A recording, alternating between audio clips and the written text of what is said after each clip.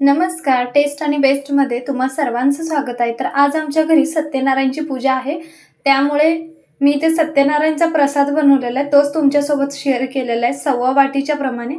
तर सर्वात आधी मी इथं 1/3 वाटी तूप घेतलेला आहे। 1 चमचा तूप टाकायचं आहे, त्याच्यानंतर ना आवडीनुसार ड्रायफ्रूट्स टाकायचे आणि हे थोडासा रंग बदलेपर्यंत आपण 1-2 मिनिटं परतून घेणार आहोत।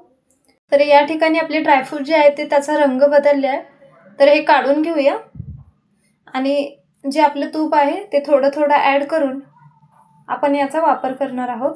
तर यामध्येच मी इथं 1.25 वाटी रव्याचा वापर करते, म्हणजे जवळपास अर्धा किलो रवा आहे। रवा आपल्याला एकदम मीडियम गॅस करून एक 5 ते 7 मिनिटं चांगल्या प्रकारे भाजून घ्यायचे, जेणेकरून त्याची टेस्ट चांगलं लागेल, थोडा सुद्धा कच्चापणा राहणार नाही। तर जवळपास एक 7 मिनिटं झालेले आहेत, बघू शकता रंग चेंज झालेला आहे। तर यामध्ये आता राहिलेलं तूप टाकूया, सर्व मिक्स करून घेऊया आणि अजून 1-2 मिनिटं फक्त परतून घेऊया। गॅस जो आहे तो एकदम स्लो वरती ठेवलेला आहे मी। तर या ठिकाणी आपला रवा भाजून झालेला आहे, ज्या वाटीने तूप घेतलंय त्याच वाटीने आपल्याला रवा घेतलाय आणि त्याच वाटीने मी इथं 5.25 वाटी म्हणजे जवळपास 1 लिटर पाण्याचा वापर केलाय। तर हे सर्व मिक्स करून घेऊया।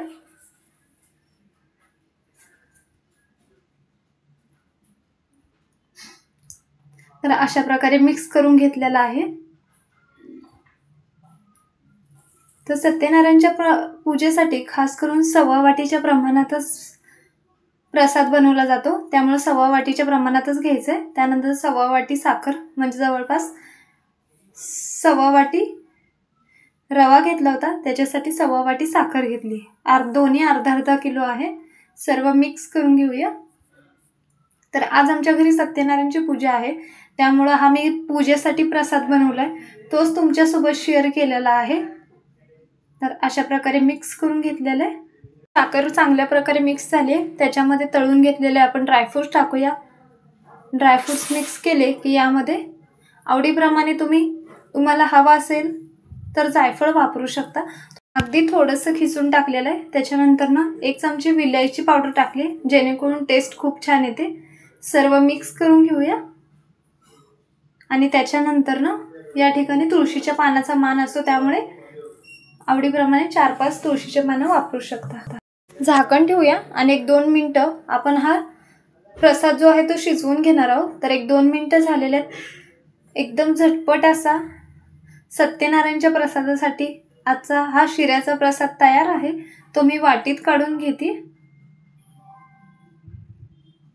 तर आजची ही रेसिपी तुम्हाला कशी वाटली ते नक्की सांगा। व्हिडिओ जर आवडला असेल तर नक्की लाईक, शेअर आणि सबस्क्राईब करा। कमेंट्स बॉक्समध्ये नक्की सांगा आजचा हा प्रसाद तुम्हाला कसा वाटला।